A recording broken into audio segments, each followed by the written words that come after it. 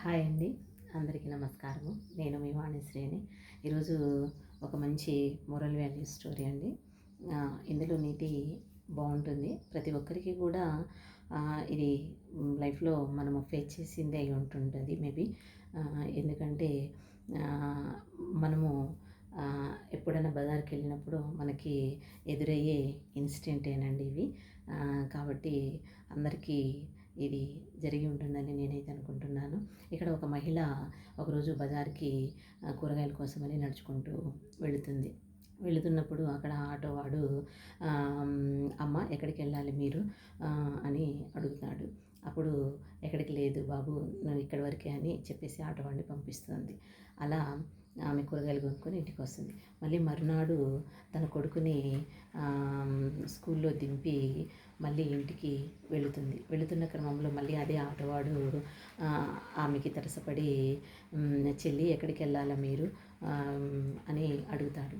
అప్పుడు "అన్న వద్దులే అన్న ఇక్కడికే" అని చెప్తుంది. తర్వాత మళ్ళీ మరుసటి రోజు ఆమె తన స్నేహితురాలి ఇంటికి వెళ్ళి తిరిగి మళ్ళీ ఇంటికి చేరడానికి ఆటో కోసము ఎదురు చూస్తూ ఉంటుంది. ఎదురు చూస్తున్న క్రమంలో అదే ఆటోవాడు మళ్ళీ అక్కడ తారసపడతాడు. రావడం చూస్తుంది. అయితే "ఎక్కడికెళ్ళాలి మేడం?" అని అడుగుతాడు. అప్పుడు "ఇంటి దాకా వెళ్ళాలి, వస్తారా?" అని అడుగుతుంది. "ఎందుకు రాను మేడం, చెప్పండి ఏ ఏరియానో, ఎక్కడ డ్రాప్ చేయాలో చెప్పండి, తీసుకెళ్తాను" అని చెప్తాడు ఆటోవాడు. సరే అని అడ్రస్ చెప్తుంది, ఎక్కుతుంది. అయితే ఎక్కే ముందు "మిమ్మల్ని ఒక క్వెషన్ అడుగుతాను, సమాధానం చెప్తారా?" అని అడుగుతుంది. "చెప్పండి మేడం, అడగండి మేడం చెప్తాను" అని అంటాడు. అనేసరికి "నన్ను మొదటిసారి చూసినప్పుడు 'అమ్మ ఎక్కడికెళ్ళాలి' అన్నావు. రెండోసారి 'చెల్లి ఎక్కడికెళ్ళాలి' అని అన్నావు. ఇప్పుడేమో 'మేడం ఎక్కడికెళ్ళాలి' అని అడుగుతున్నారు. అలా సంబోధిస్తున్నారు. ఎందుకు? దానికి కారణం ఏమిటి?" అని అడుగుతుంది.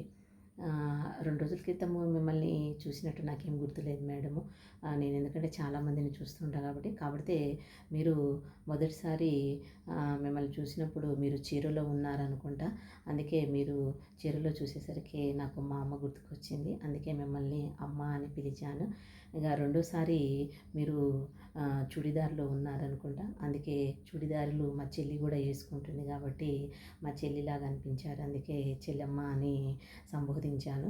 ఇక ఇప్పుడు మీరు జీన్స్ టీ షర్ట్‌లో ఉన్నారు కాబట్టి మిమ్మల్ని మేడం అని పిలవాలనిపించింది.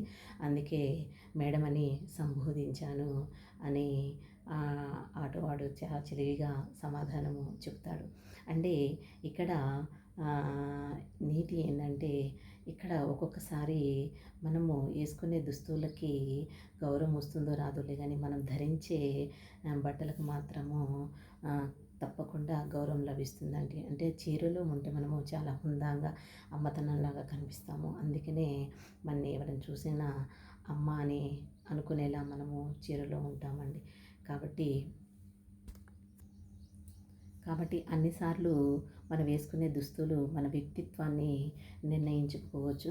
కానీ మనం ధరించే దుస్తులే ఒక్కొక్కసారి సమాజంలో మనకు లభించే గౌరవం అండి. కాబట్టి మనం ఎప్పుడు కూడా హుందాతనంగా మంచి లక్షణాలతో ఉంటే మనని ప్రతి ఒక్కరు కూడా గౌరవిస్తారండి. ఇప్పుడున్న సమాజంలో మనకి మనం ఎదుర్కొంటున్న ఆటుపోట్లు కొన్ని తగ్గాలి అంటే మనం నిండుగా వస్త్రధారణతో ఉంటే మన వైపు ఎవడు కూడా కన్నెత్తి చూడరండి.